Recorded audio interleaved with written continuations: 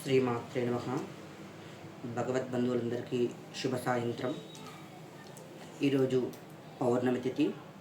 పౌర్ణమి తిథి లలితాదేవికి చాలా ప్రీతికరమైన తిథి. సాయంకాలం పూట లలితా సహస్రనామ పారాయణం ఎవరైతే గృహం నందు ఆచరిస్తూ ఉన్నారో చాలా ధన్యులు.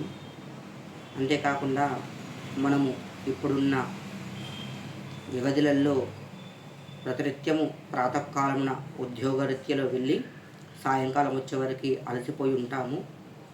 పౌర్ణమి రోజు మాత్రము లలితా సహస్రనామ పారాయణము ఎవరైతే లలితా సహస్రనామ పారాయణము గృహం నందు స్త్రీలు పురుషులు ఎవరైతే ఆచరిస్తూ ఉంటారో వారి గృహము చాలా పవిత్రమైంది.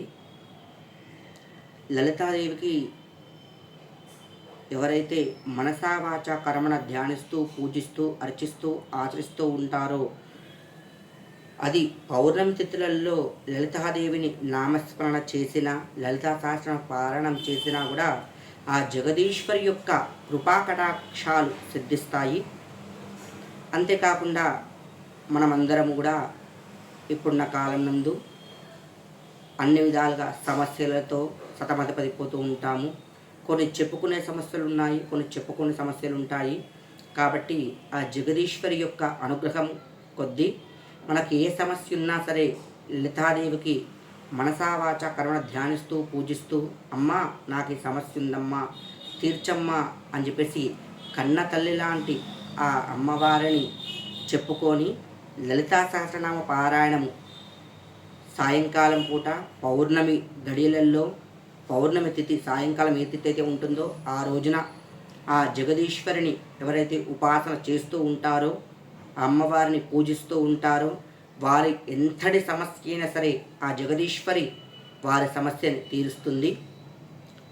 దృఢ సంకల్పంతో ఎవరైతే చేస్తూ ఉంటారో వారికి ఆ అమ్మ దారి కూడా చూపెడుతూ ఉంటుంది.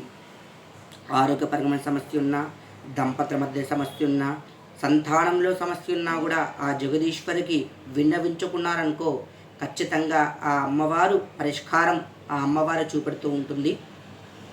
అంతేకాకుండా 11 సార్లు పౌర్ణమి రోజు రాత్రిపూట పారాయణం చేస్తే కనుక ఆజ్ఞాచక్రి కుండలి జాగృతి కూడా అవుతుంది. కాబట్టి లలితా సహస్రనామాల కోసం ఎంత చెప్పుతున్నా కూడా తక్కువనే.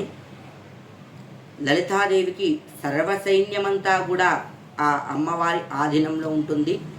బ్రహ్మాండమంతా కూడా సృష్టించే మూల ప్రత్యేక స్థానం నందు ఆ లలితాదేవి.